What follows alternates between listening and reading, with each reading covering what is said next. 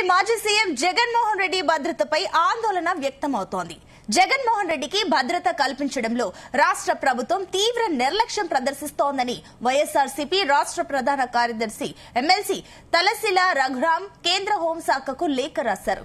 Z+ category భద్రత కలిగిన YS Jagan ఇటీవల పర్యటనలో చోటు చేసుకున్న భద్రతా లోపాలపై తక్షణమే విచారణ చేపట్టాలని కోరుతూ కేంద్ర హోం మంత్రిత్వ శాఖకు డిమాండ్ చేశారు. ఫిబ్రవరి 6న తాడేపల్లి నుంచి ఇబ్రహీంపట్నానికి వైఎస్ జగన్ వెళ్లిన సందర్భంలో తీవ్ర స్థాయిలో భద్రతా లోపాలు కనిపించాయని లేఖలో తెలిపారు.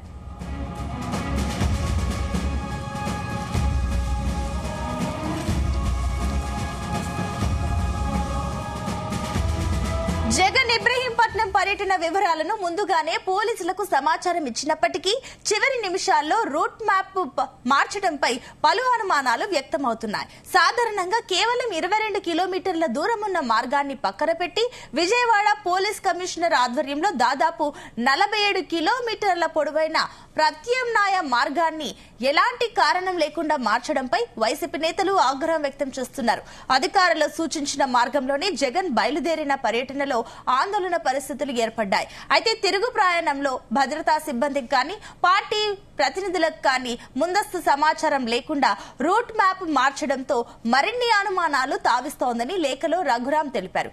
ఇదే అంశానికి సంబంధించి మరిన్ని డీటెయిల్స్ మా కరెస్పాండెంట్ రామచందర్ అందిస్తారు. రామచందర్.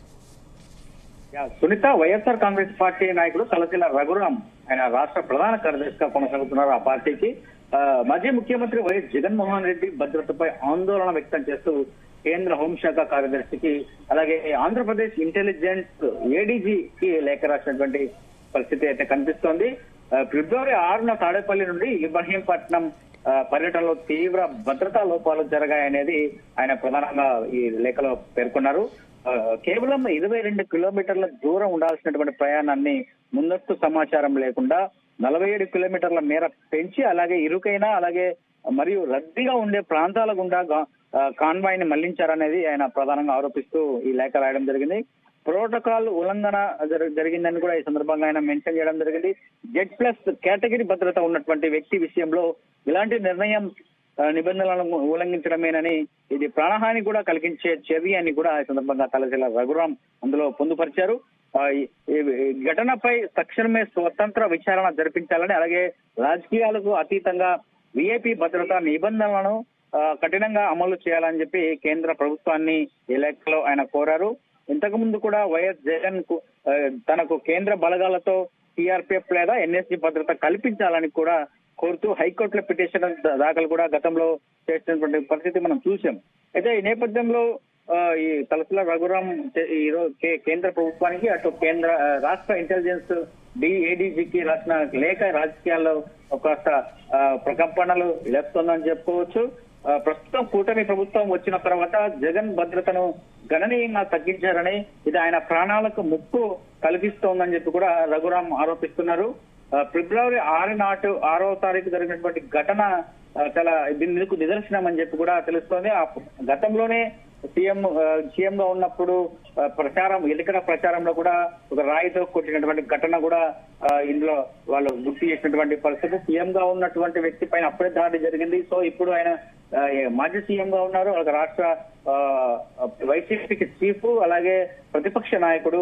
ఆయన విషయంలో పోలీసులు కావచ్చు భద్రత కావచ్చు వైఫల్యం అయితే ఖచ్చితంగా కనిపిస్తోందనేది కూడా చాలా స్పష్టంగా ఉందని చెప్పి కూడా చెప్తున్నటువంటి పరిస్థితి. రాష్ట్ర పోలీసుల భద్రతపై నమ్మకం లేదని, అందుకే కేంద్ర హోంశాఖ కార్యదర్శికి లేఖ రాస్తూ జగన్ కు సిఆర్పిఎఫ్ లేదా ఎన్ఎస్జీ వంటి కేంద్ర బలగాలతో రక్షణ కల్పించాలని చెప్పి కూడా విజ్ఞప్తి చేస్తున్నారు. జగన్ కోసం కేటాయించిన బుల్లెట్ ప్రూఫ్ వాహనాలు కూడా సరిగా లేవని, సరైన పైలట్ వాహనాలు లేదా రోప్ పార్టీలు కేటాయించడం లేదని ఆయన కూడా ఈ లేఖలో ఫిర్యాదు చేసినటువంటి పరిస్థితి ఉంది.